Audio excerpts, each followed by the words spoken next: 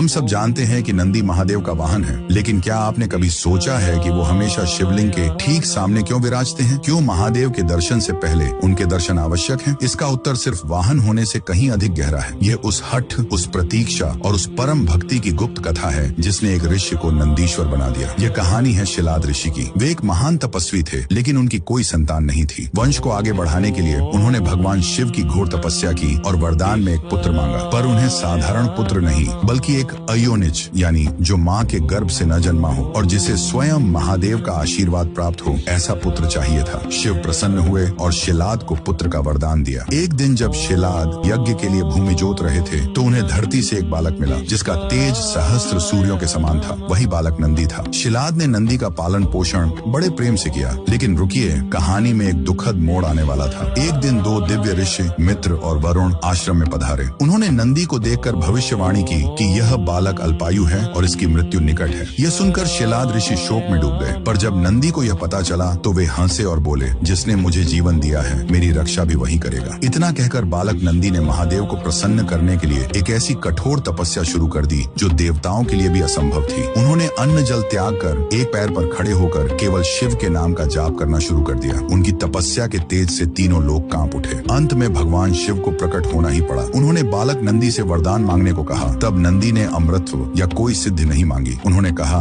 हे प्रभु, मेरी बस एक ही इच्छा है। मैं हर क्षण हर पल बस आपके साथ रहना चाहता हूँ। मैं आपके सानिध्य से एक पल भी दूर नहीं होना चाहता। उनकी इस निस्वार्थ भक्ति और अटूट प्रेम को देखकर महादेव द्रवित हो गए। उन्होंने नंदी को न सिर्फ अमृतत्व का वरदान दिया बल्कि उन्हें बैल का मुख देकर अपने सबसे बड़े गण, अपने सखा और अपने वाहन के रूप में स्वीकार कर लिया। उन्होंने नंदी को वरदान दिया, हे नंदीश्वर, आज से मेरे दर्शन से पहले संसार तुम्हारे दर्शन करेगा। जो भी अपनी मनोकामना तुम्हारे कान में कहेगा वह प्रार्थना सीधे मुंह तक पहुंचेगी। तुम मेरे और मेरे भक्तों के बीच की सबसे पवित्र कड़ी बनोगे। इसीलिए आज भी नंदी सिर्फ एक वाहन नहीं बल्कि प्रतीक्षा, धैर्य और निस्वार्थ भक्ति के प्रतीक हैं, जो हमें सिखाते हैं कि ईश्वर तक पहुंचने का मार्ग केवल समर्पण से ही मिलता है। महादेव के इस परम भक्त के लिए कमेंट्स में ओम नंदीश्वराय नमः अवश्य लिखें।